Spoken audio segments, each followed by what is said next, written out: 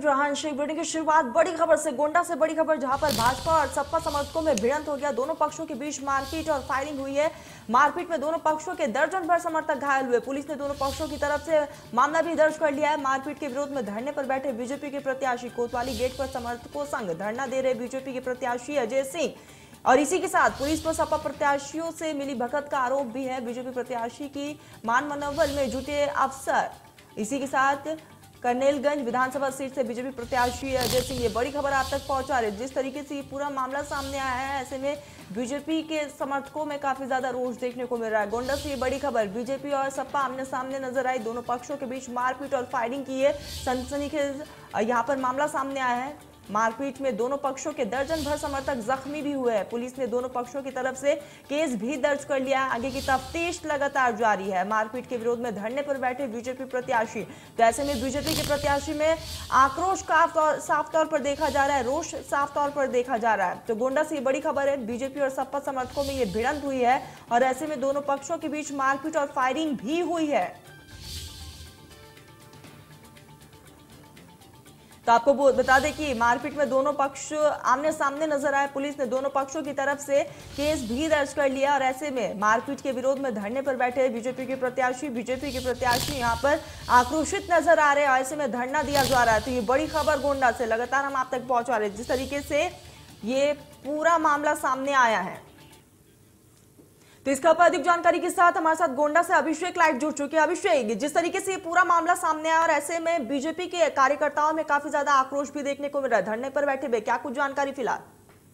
जी तरन्नुम, मैं बता दूं कि जिस तरह से चुनावी समर का दौर चल रहा है और यूपी में जो विधानसभा चुनाव हो रहे हैं 2022 के, उसमें 2 चरण चुनाव बीत चुके हैं पश्चिम उत्तर प्रदेश के। लेकिन जैसे ही अब चुनाव का जो दौर है वो आगे बढ़ रहा है और जहां पर बड़े बड़े अभी बीजेपी के दौरे होने हैं कार्यकर्ताओं को अपने उत्साह भरने के लिए, लेकिन उससे पहले कर्नलगंज विधानसभा में देखा जाए तो यहाँ पर जो है अब एक जो है मामला खूनी संघर्ष की तरफ बढ़ रहा है। ये पहली बार ऐसा हो रहा है कि इस तरह से बीजेपी के कार्यकर्ताओं की इतनी बड़ी लंबी लाइन देख रहे हैं आप, और ये कोतवाली के बाहर अगर बैठे हैं, सत्ता पक्ष में होने के बावजूद अगर ये दशा है कि यहाँ पर कार्यकर्ताओं समेत जो प्रत्याशी हैं उन्हें इस तरह से धरने पर बैठा जा रहा है, क्योंकि बीती रात जो बताया जा रहा है कि वो जो बीजेपी के कार्यकर्ता हैं उन पर हमला हुआ है जिसमें कि दर्जनों लोग घायल हैं। हालांकि जो विवाद है वो दोनों पक्ष, समाजवादी पार्टी और दोनों तरह के लोग घायल हैं, वो खुद बीजेपी प्रत्याशी भी अजय सिंह भी बता रहे हैं। लेकिन जिस तरह से अनावश्यक जो उन पर हमला हुआ है उन पर सीधे तौर पर, और क्योंकि इतना आक्रोश है यहाँ पर लोगों में कि जो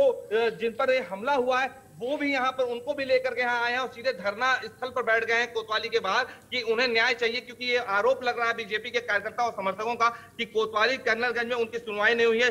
दोनों पक्ष के लोगों पर कार्रवाई होनी चाहिए थी, लेकिन यहाँ पर मुकदमा भी जब ये धरने में बैठे हैं। तो अभिषेक, ऐसे में जिस तरीके से ये पूरा मामला सामने आया है, आखिर इसके पीछे कारण क्या है, विवाद के पीछे का कारण? और जिस तरीके से यहाँ पर बीजेपी के कार्यकर्ता धरना दे रहे हैं, कोशिश करिए कि आप उनसे एक बार बातचीत करें, आखिर क्या कुछ उनकी मांगे हैं?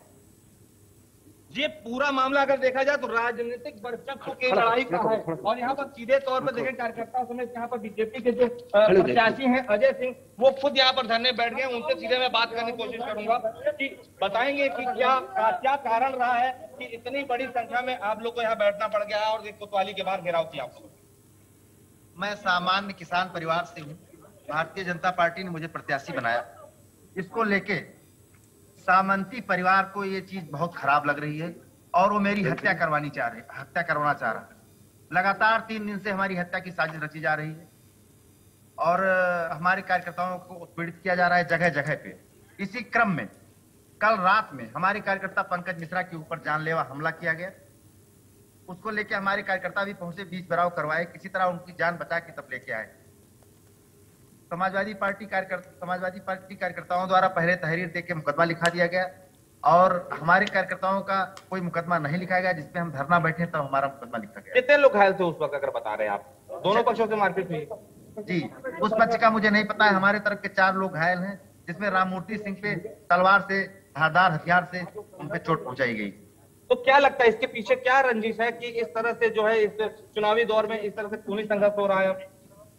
वही रंजिश है। मैं एक सामान्य परिवार से, किसान परिवार से, गरीब परिवार से बिलोंग करता हूँ। वो चीज हजम नहीं हो रही है जो वर्तमान समाजवादी प्रत्याशी है उनको। तो क्या आप पूर्व मंत्री जो समाजवादी पार्टी के योगेश सिंह है उन पर आरोप सीधे तौर पर लगा रहे हैं, उनके कार्यकर्ताओं पर आप ये आरोप लगा रहे हो? जी, समाजवादी पार्टी के जो प्रत्याशी हैं वो अपने आप को जमींदार राजा। तो क्या कारण है, क्योंकि आप यहाँ पर आप कोतवाली के बाहर खड़े हुए हो, तो क्या आपको यहाँ पर न्याय नहीं मिल रहा है? किस तरह से डेरा डालें आप लोग? जी, हमको न्याय नहीं मिल रहा है। जब तक हमें न्याय नहीं मिलेगा हम डेरा डाले रहेंगे। हमारे लोगों पे जो फर्जी मुकदमा लगाया गया वो हटाया जाए, इंस्पेक्टर हटाए जाए, तब हम यहाँ से हटेंगे। यहाँ पर मैं तरन्नुम दिखाना चाहूँ जी। पीछे की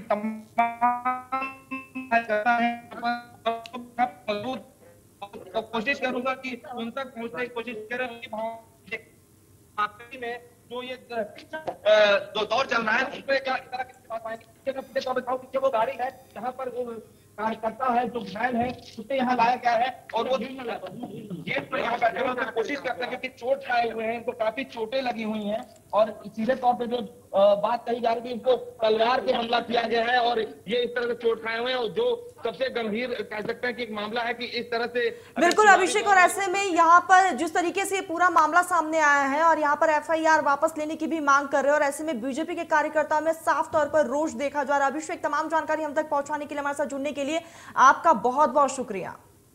तो आपको बता दें कि जिस तरीके से दोनों पक्षों के बीच मारपीट और फायरिंग हुई है और ऐसे में कई लोग इसमें जख्मी भी हैं और यहाँ पर बीजेपी के कार्यकर्ता लगातार धरने पर बैठे हुए, दोनों पक्ष आमने सामने नजर आए, सपा और बीजेपी।